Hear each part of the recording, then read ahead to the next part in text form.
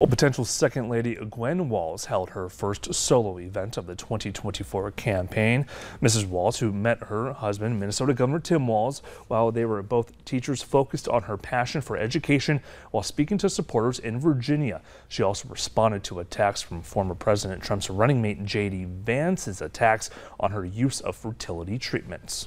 Tim and I were teachers who struggled with infertility. And we were only able to start a family because of fertility treatments. So this is really personal for me. And I think it is for millions of Americans. We do not take kindly to folks like J.D. Vance telling us when or how to start our families. Now, this event comes the day after Governor Walz sat down for his first joint interview with Vice President Kamala Harris.